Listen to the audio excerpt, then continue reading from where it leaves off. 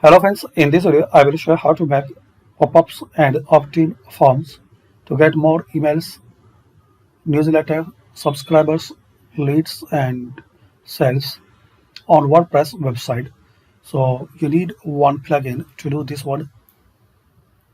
Firstly, add new plugin in your WordPress dashboard. Then here search this one.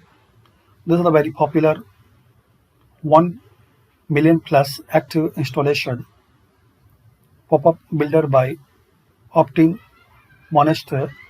WordPress pop-up WordPress pop-ups for opt-ins, email newsletters, and lead generation. So click on install now. Now activate. You can use this plugin once you create your account for free